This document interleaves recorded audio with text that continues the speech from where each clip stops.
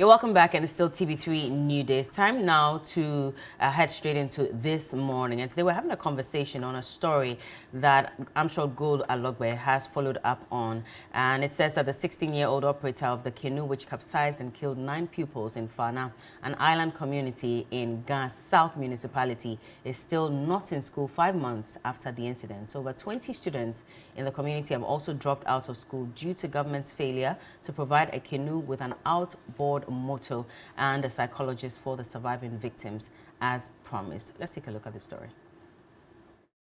On May 10, 2023, at Faana in the Ghana South Municipality, 9 children lost their lives when their boat capsized while returning from school, bringing bad memories to the community and family members.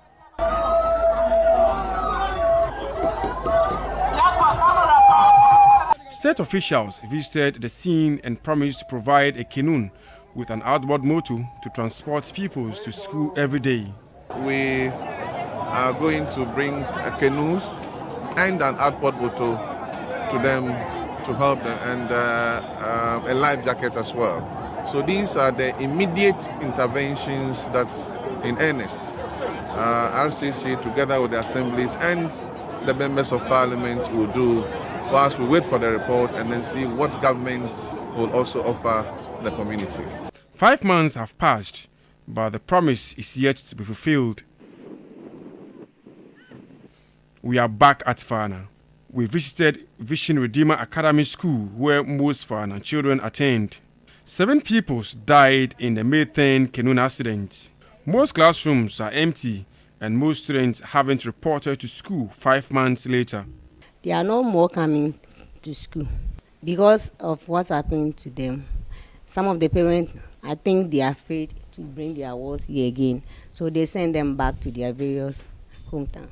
We visited the NGO school, Secretary Service Awareness and Support Organization, where 13-year-old Angela, a victim of the accident, attends school.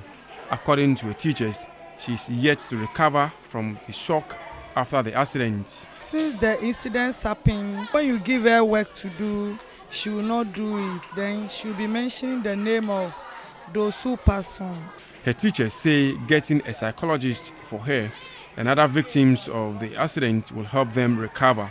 After school, students spent over 2 hours waiting at the riverbank for a canoe to arrive. They are fortunate to have some life jacket, we are told, was donated by some NGOs and also the South Assembly. The boat they promised them is, however, yet to be given to the Faana community. The 16-year-old at the center of the canoe accident and his parents have departed the community following attacks from the residents. The community leadership is dissatisfied that government has not fulfilled its promises. We are still waiting for them. They promised us a canoe and outboard motors, but it is taking forever. We are tired of the lies. The news team visited Tegbi in the Volta region, where Augustine Achu and his family have relocated. But unfortunately, he is now a school dropout. We have to leave the community because the residents keep accusing and insulting my family for killing their children. It hurts a lot when they pass those comments. He's willing to go back to school if he gets financial support.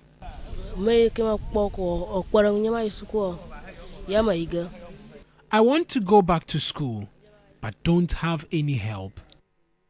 Augustine Achu, one of many children who dropped out of school due to the canoe accident, is a victim of lack of support and access to basic social amenities and educational facilities in deprived communities. Sustainable Development Goal 4 targets for quality education aims to enhance education by providing equal access and equity for all ages, safer learning spaces, and more qualified teachers.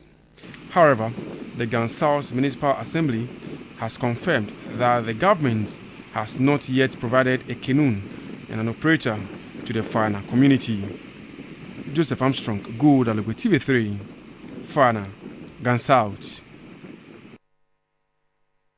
And yes, that's the update on this issue concerning the loss of 9 lives. In fact, children in Faana, a community in Bortianor. Very heartbreaking. And the fact that promises were made to provide life jackets for them and an outboard motor. Unfortunately, 4 months down the line, that still has not been done. And many questions have arisen as a result of that. I mean, I remember that there were some experts who even suggested that swimming becomes part of the lessons, the extracurricular lessons, for students in school, because you need to learn how to swim from a very early stage, and teachers have to learn it as well, just in case there's a disaster. Yeah. Then you can, find your way out of the water. But even beyond that, why do these communities not have their own schools?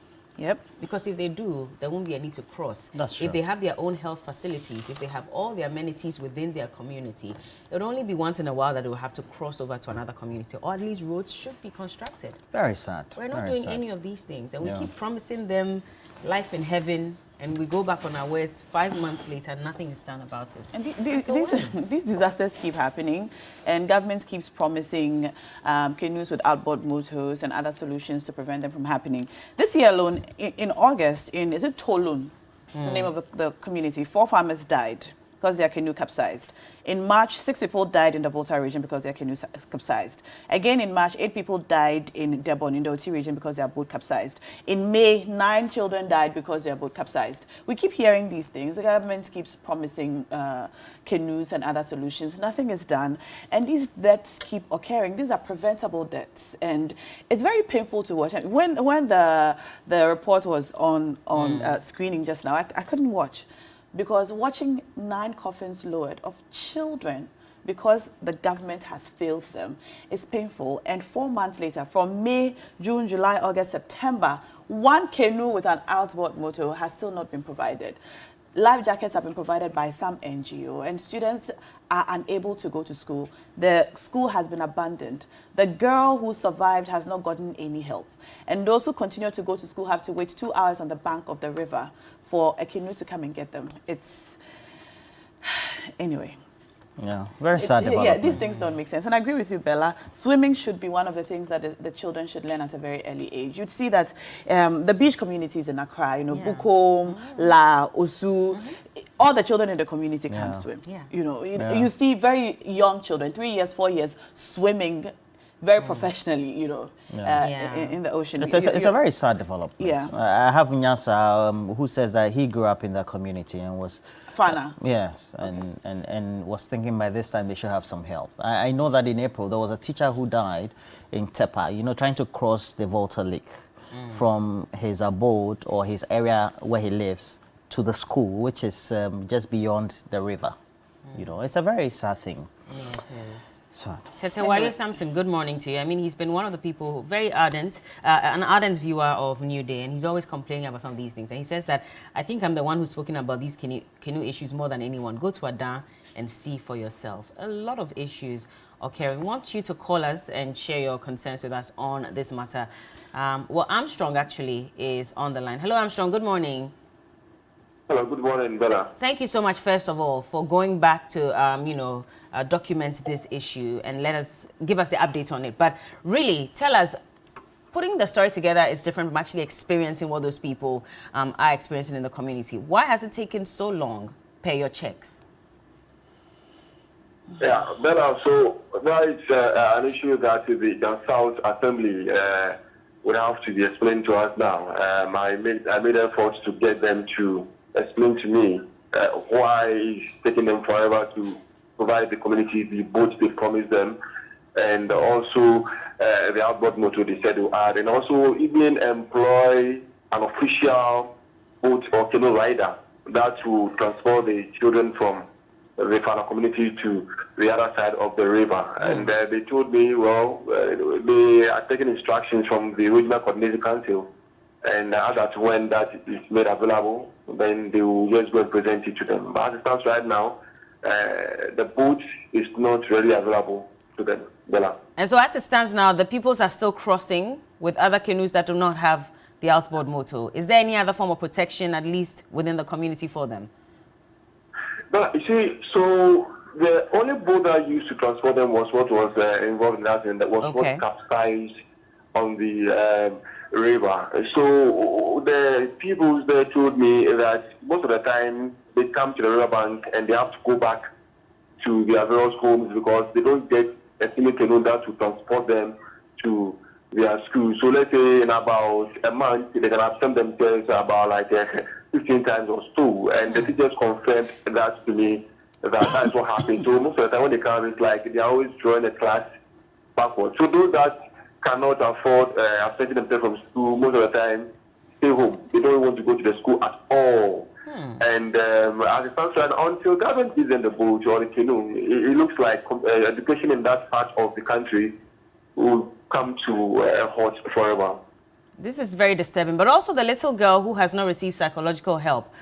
I mean, what's the update on that? Have you tried to reach the Psychological Association to find out why nobody has really been assigned to help her through this trauma?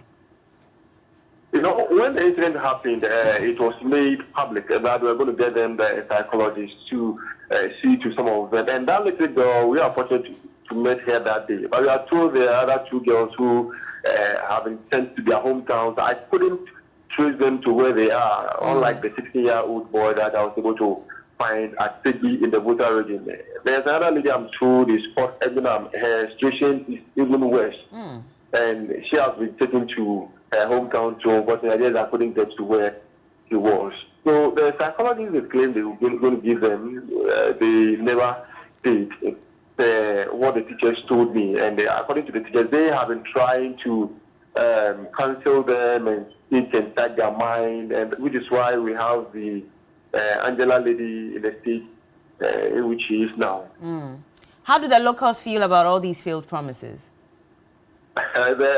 One of the elders of the community used it in the plain language that I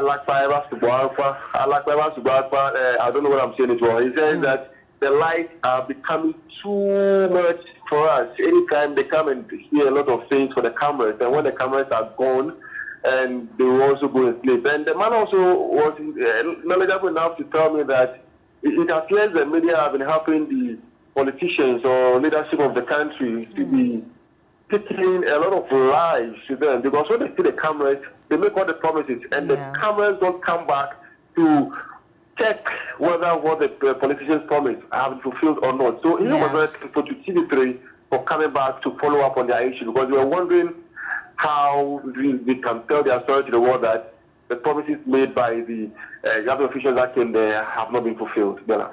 That's disappointing. And of course, I mean, there's some truth to it as well. They make all these promises, we cover it, and then for some reason we're unable to follow up. But thank you so much for deciding to go back to Faana to follow up on this matter. And I do hope that the right authorities will do what they ought to do. Thank you. Joseph Armstrong Gold Alogbe, and he brought us that report and update on promises that were made to the community. We'll try and speak to the MC within that community to get some update on this as well. And of course, if you also want to share your concerns, the hashtag is TV3 New Day. Yeah, it's very sad.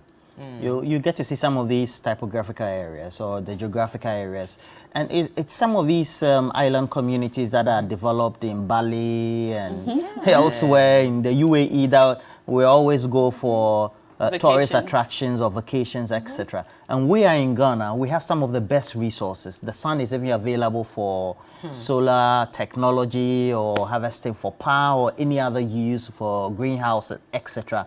We even have all these water bodies that, you know, when you take a look at what has been done in other countries that we tend to admire, and you keep asking, why is that we're not able to do this? It's surprising. For example, when the floods come, and you look at the devastation across or along Ghana's coast, from the Keta Basin right down to Axim. And we just have all these, and we do nothing. I keep wondering, is it that maybe we are cursed as black people or Africa, and so the kind of transformational leadership that is needed, we just don't. Look, the UAE, you go there physically, you even watch how they are able to reclaim land. Reclaim from the sea. And we have it, and the seas. Don't go too far, even Labadi Beach, La Beach Road. Just all the way to Tema Beach Road. What have we done? Anyway, Johnny's Bites. We'll follow up on the story,